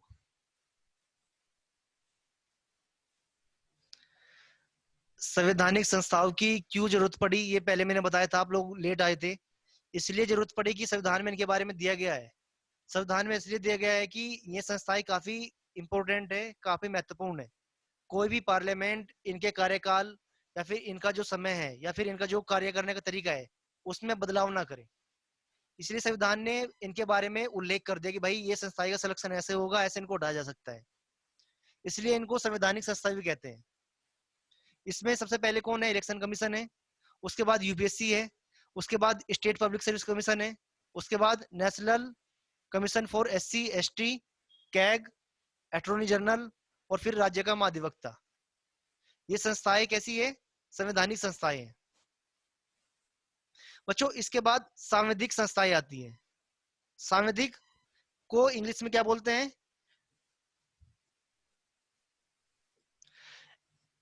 Statutory institute. ये संस्थाएं कैसी होती है? इन संस्थाओं को पार्लियामेंट द्वारा बनाया जाता है। पार्लियामेंट बिल पास करेंगे और उसके द्वारा इनको बनाया जाएगा। इनके बारे में संविधान में कहीं भी नहीं लिखा है, कॉन्स्टिट्यूशन में इनके बारे में कुछ भी नहीं लिखा है। ये किस लिए बनाई गई? क्योंकि जो भी ये संस्थाएं थी, आपकी संवैधानिक संस्थाएं थी, इनसे काम जब नहीं चल पाया तो इनका निर्माण किया गया। इसमें कौन कौन सी आती है? NHRC, national human right commission. ये क्या देखती है? राइट्स के बारे में, अधिकार के बारे में देखती है। अगर किसी व्यक्ति का अधिकार का हनन हो गया, अब सुप्रीम कोर्ट हर एक जगह तो नहीं पहुंच पाएगा, सुप्रीम कोर्ट हर एक स्टेट में तो नहीं पहुंच पाएगा, इसलिए इसका गठन किया गया कि अगर किसी के राइट्स का हनन होता है तो नेशनल ह्यूमन राइट्स कमीशन सीधा वहां जाके उसकी जांच कर सकता है। SHRC, state human right commission, इसका गठन भी इसलिए किया गया है कि किसी भी हर एक राज्य में एक SHRC होगा और अगर किसी के राइट्स का हनन हो रहा है तो ये जाके वहां पे सुनवाई करेगा। अगर मेरे राइट्स का हनन हो रहा है तो मैं NHRC के पास भी जा सकता हूं। इसने जो फैसला दिया, अगर मैं इससे सेटिस्फाई नहीं हूं, बच्चे आप पीछे क्या बात कर रहे हो? अगर रहने दीजिए, बस सफाई देने की जरूरत नहीं है। NHRC, अगर मैं इसके निर्णय से खुश नहीं हूं तो इसके निर्णय में मैं सुप्रीम कोर्ट में जाके भी सुनवाई के लिए अर्जी लगा सकता हूं, PIL डाल सकता हूं वहां पे। बच्चे तीसरी संस्था क्या है? तीसरी संस्था है आपकी CVC, सेंट्रल विजिलेंस कमीशन। इसका काम क्या होता है? जितने भ्रष्टाचार के काम होते हैं, करप्शन के काम होते हैं, उनकी जांच करना। इसी के अंडर में CBI भी काम करती है। तो जो ये आपकी संस्थाएं हैं, सब संस्थाएं कैसी है? संवैधानिक, ये सांविधिक, इसको हिंदी में बोलती है सांविधिक, सांविधिक संस्थाएं। तो इनके बारे में मैं क्या करूंगा, आपको फोटो भेज दूंगा आज आपके पास में, तो आप वहीं से पढ़ लेना इनके बारे में। इनका काम क्या है, कितने मेंबर होने चाहिए, नियुक्ति कौन करता है, इन सब के बारे में। ठीक है बच्चों? ठीक है सर। क्योंकि अब ये सब एकदम बोरिंग ही होगा, क्यों? क्योंकि इनमें कुछ अलग से मैं ऐड नहीं कर सकता। हर एक संस्था के बारे में बताओ। अब संविधान में इनके बारे में कोई भी अनुच्छेद में नहीं दिया गया है, किसी भी आर्टिकल में नहीं दिया गया है। इनमें कितने सदस्य होते हैं, उनकी एलिजिबिलिटी क्या होनी चाहिए, कितना टाइम पीरियड होता है, तो ये सब चीजें मैं आपको बता दूंगा वहां पे। तो मैं मान के चलता हूँ कि आज आपका पॉलिटी का सिलेबस कंप्लीट हो गया। अगर CGL की और RRB की तैयारी कर रहे हो, रेलवे की, NTPC की, अगर आप तैयारी कर रहे हो झारखंड PCS की, तब तो आपका सिलेबस पूरा नहीं हुआ है, क्योंकि झारखंड PCS में इससे कई गुना ज्यादा पूछने वाले हैं। पर अगर आप तैयारी कर रहे हो CGL NTPC की, तब आपका सिलेबस आज कंप्लीट हो चुका है। जो जो बचा है उसका मैं फोटो क्लिक करके आपके पास भेज दूंगा। 40 पेज की PDF होगी, 40 से 45 पेज की, इंग्लिश में भी होगी और हिंदी में भी होगी, वो पढ़ लेना आप लोग। ठीक है सर। ठीक है बच्चों? प्रॉब्लम होगा तो वो समझा देते हैं ना बाद में। बच्चे आवाज साफ नहीं है आपकी, दोबारा बोलिए। बोले सर कि अगर उसमें कुछ प्रॉब्लम हो तो वो समझा दीजिएगा सर बाद में। हाँ नहीं, वो मैं समझा दूंगा। ऐसा मैं एकदम निर्दयी नहीं हूँ कि आपको नहीं बताऊंगा कि बस खत्म हो गया तो खत्म हो गया है। जब भी आपको किसी भी सब्जेक्ट में कोई भी टेंशन हो, कोई भी सब्जेक्ट हो, पूछ लेना। अगर मुझे नहीं पता होगा तो मैं देख के बता दूंगा, कहीं ना कहीं से बताऊंगा जरूर। ठीक है सर, थैंक यू सर। बच्चों किसी को कुछ पूछना है क्या? सर एक सवाल था सर। जी सर अभी आप बोले कि मैं अगर SHRC के बारे में बोल रहे थे सर कि वो अगर मेरा कोई भी राइट्स हनन करता है तो हम उसके पास जा सकते हैं। तो सर ये राइट टू फ्रीडम वाला भी इसमें आ सकता है सर? बच्चे राइट तो कुछ भी हो सकता है। राइट आपके फंडामेंटल राइट्स भी हो सकते हैं, आपका नेचुरल राइट्स भी हो सकते हैं, कोई भी राइट्स हो सकता है आपका। अच्छा तो सब मतलब इसी में ही आते हैं। इसके पास भी जा सकते हैं, सुप्रीम कोर्ट भी जा सकते हैं। बच्चे वैसे आप अगर इसके पास जाओगे, हाँ सर। NHRC के पास जाओगे, तो ये मना भी कर सकता है, अच्छा लेकिन सुप्रीम कोर्ट मना नहीं करेगा। सुप्रीम कोर्ट में जाओगे तो वो तुरंत सुनवाई करेगा। हाँ, ठीक है सर। आप यहाँ भी जा सकते हो आप। हाँ, ठीक है सर। बच्चों कल से फिर आपको क्या पढ़ना है? सर हिस्ट्री स्टार्ट करते हैं sir. History sir, history sir. आप लोगों के पास हिस्ट्री की वीडियो पहुंच चुकी है क्या, जो आप लोगों ने देखी है क्या? वो नहीं सर, हिस्ट्री किसी ने हिस्ट्री की वीडियो देखी ही नहीं? नहीं ज्योग्राफी सर। नहीं है सर। बच्चे यूट्यूब पे है, अगर आपको देखनी हो हिस्ट्री की डेमो क्लास तो आप लोग देख के आइएगा उसको एक बार। ठीक है सर। मैंने पढ़ाया ग्रुप में डाल हिस्ट्री दिए उसमें। सर, ग्रुप में डाल दिए सर। ग्रुप में भी है वैसे वो। तो सर कल हिस्ट्री चलेगा ना? हाँ कल से हिस्ट्री स्टार्ट करते हैं, क्योंकि आप लोगों को एग्जाम आने वाला है अभी NTPC का, तो 10-12 दिन में उसको कंप्लीट कर देंगे हिस्ट्री को भी। अब सनोवर हाथ खड़ा करो एक बार। हाँ आपको ही कह रहा हूं मैं, जो वो क्लास है ना आप जरूर देख के आइएगा, क्योंकि फिर आपके क्वेश्चन बड़े खतरनाक होते हैं। क्या तो सर? ग्रुप में एक हिस्ट्री की वीडियो है डेमो क्लास, आप हाँ। उसको देख के जरूर आइएगा, ये ठीक मेरी है आपसे प्रार्थना है। सर। कल कौन सा क्लास होगा? कल हिस्ट्री का क्लास होना चाहिए अच्छा, जहां तक मुझे कौन सर लगता है। पढ़ाएंगे? कौन सर? अच्छा अब ठीक है। देखते हैं, एडजस्टमेंट करवाते हैं सर का, जो भी आएंगे उनको ले आएंगे उनको यहाँ पे। सर वो पुराने सर को मत लाइएगा। नहीं हिस्ट्री तो मैं ही पढ़ाऊंगा आप लोगों को, चिंता मत करो आप लोग। ठीक है सर। तो हिस्ट्री की जो डेमो क्लास है ना बच्चों, वो देख के आना जरूर आप लोग। चलो बच्चों, थैंक यू क्लास।